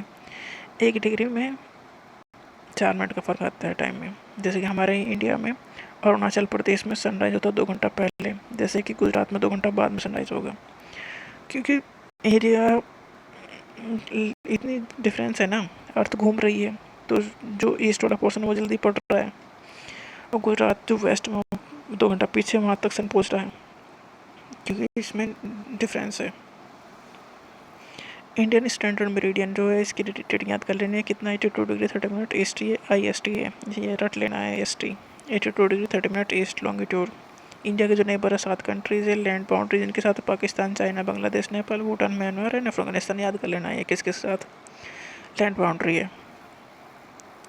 Pakistan, China, Bangladesh, Nepal, Bhutan, Myanmar and Afghanistan. Sri Lanka separate होता है इंडिया से बाय पाक स्टेट। ये क्वेश्चन रिपीटेड है, बहुत पूछा जाता है कि इंडिया और श्रीलंका के बीच में क्या है? पाक स्टेट है। अंडमान निकोबार आइलैंड लाओ कहाँ है? साउथ ईस्ट में, बे ऑफ बंगाल में। लक्षद्वीप अरेबियन सी में लोकेटेड है। अरे जो लक्षद्वीप है उसे कोरल आइलैंड भी कहते हैं, क्योंकि ये कोरल से बनकर बनाता है। कोरल जो है स्केलेटन है किसका, मैरीन जो टाइनी मैरीन एनिमल है पॉलिप्स, उनका जो स्केलेटन है कोरल, वो मर जाते हैं तो कोरल के ऊपर दूसरा कोरल होता है, तो इस तरह से वो इकट्ठा होते चले गए और इस तरह से कोरल आइलैंड बन गया, वो लक्षद्वीप है। दूसरे जो पॉलिप है ना वो ग्रो करते हैं पुराने वाले के हार्ड स्केलेटन पे, 1 बाई 1 ऊपर ऊपर ऊपर ऊपर ग्रो करते रहते हैं और वो ख़त्म हो गया तो आइलैंड बना दिया, उसे कहते हैं लक्षद्वीप। लक्षद्वीप किस में, अरेबियन सी में है। तो मेजर जो फिजिकल डिवीजन है इंडिया की, जैसे माउंटेन है, प्लेट्यू, प्लेन, कोस्ट, आइलैंड है, तो हिमालय मतलब अबाउट ऑफ द स्नो, ठंडा है, बर्फ। हिमालय जो माउंटेन है डिवाइडेड होता है 3 मेन पैरेलल रेंज है हिमालय की। जो नॉर्थ मोस्ट है ऊपर वाले उसे कहते हैं ग्रेट हिमालय या हिमाद्री। वर्ल्ड की हाईएस्ट पीक लोकेटेड होती है मिडिल हिमालय। मिडिल हिमालय हिमाद्री के नीचे है और इसके नीचे शिवालिक है। जो नॉर्थर्न इंडिया का प्लेन है, जनरली जो नॉर्थर्न इंडियन प्लेन, नॉर्थ जो इंडिया है, नॉर्थ इंडिया है ना, वहाँ प्लेन है। वो किससे बना है, ये एल्विलस जो डिपॉजिट है, जो रिवर्स ने जो डिपॉजिट करके बनाया है वो ये है, इसलिए ये फर्टाइल है। कल्टीवेशन के लिए ये अच्छा है क्योंकि ये रिवर्स ने बनाया है। रिवर्स ने कैसे बनाया है, रिवर्स माउंटेन से बह के आई है तो बहुत सारी चीज़ें वहाँ से ले आई हैं, तो यहाँ छोड़ के पानी आगे बह के चला गया, तो उस तरह से ये प्लेन बना है, ये फर्टाइल है, इसलिए यहाँ पर पॉपुलेशन ज़्यादा है। ये जो वेस्टर्न पार्ट ऑफ इंडिया है वहाँ रेगिस्तान है, वो ड्राई हॉट है, सैंडी है, जैसे राजस्थान। गंगा एंड ब्रह्मपुत्र जो बनाती हैं वो वर्ल्ड का लार्जेस्ट डेल्टा बनाती है, उसे कहते हैं सुंदरबन डेल्टा। गंगा और ब्रह्मपुत्र मिलकर बनाती हैं वर्ल्ड का largest delta, Sundarban delta. Triangular in shape है। यहाँ से जो रिवर एंटर करते हैं, सी में एंटर करती हैं, इसलिए इसे माउथ ऑफ द रिवर भी कहा जाता है। नीचे हो गया साउथ इंडिया में हो गया, ये बीच में हो गया peninsular plateau. North to south, south of the north plain, पहले वो नॉर्थ प्लेन, उसको सबसे पहले हिमालय, फिर प्लेन हो गया, अब पेनिनसुलर प्लेट हो गया। ये एन इवन टाइप है।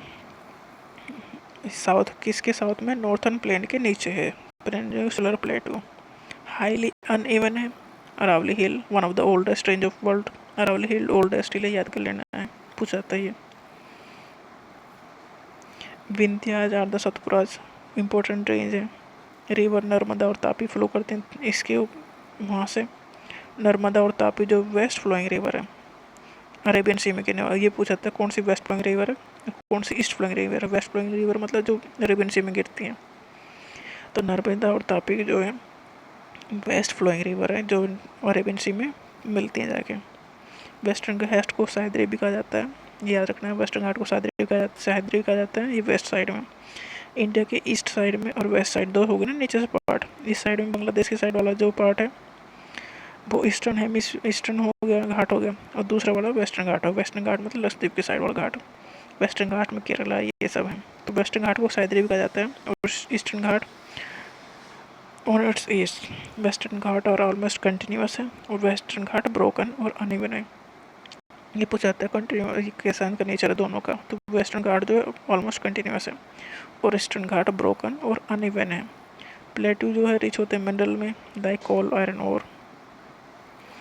इंडिया के जो एवरेज एरिया है 3.28 मिलियन स्क्वायर किलोमीटर है। जो ग्रेटर हिमालय का नाम हिमाद्री भी है। लार्जेस्ट स्टेट इंडिया में राजस्थान है। रिवर नर्मदा फ्लो करती है अरेबियन सी में, जो वेस्ट फ्लोइंग रिवर है। नर्मदा और तापी वेस्ट फ्लोइंग रिवर है। अरेबियन सी लक्षद्वीप की साइड है, उस साइड गिरते हैं। तो latitude that run almost half way through India. Tropic of cancer गुजरता है इंडिया से। 8 स्टेट से गुजरता है, लिख के बताओ कौन सी स्टेट है।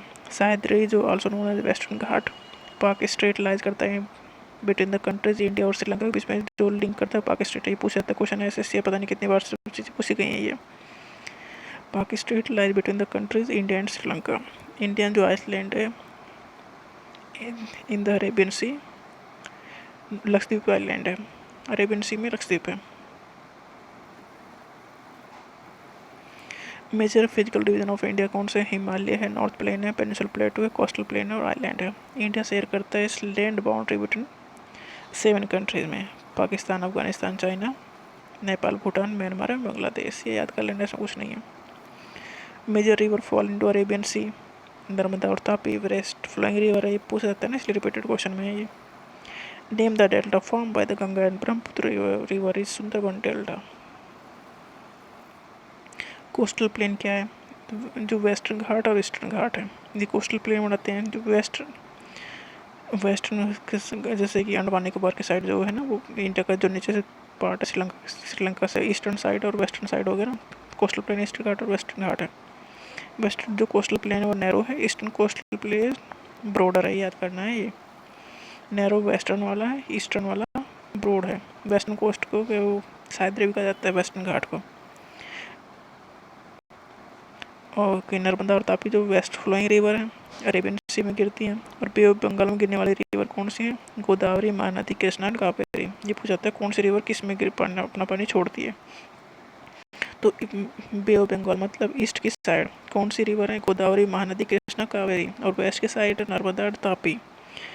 रिपीटेड क्वेश्चन है हर एग्जाम में। तो ईस्ट की साइड और वेस्ट की साइड कौन सी रिवर अपना पानी ले जाती हैं? तो बे ऑफ बंगाल में ईस्टर्न घाट में हो गया, महानदी, गोदावरी, कृष्णा एंड कावेरी ट्रेड करते हैं, छोड़ते अपने पानी को। ये क्लास 6 का कंप्लीट हो गया फुल।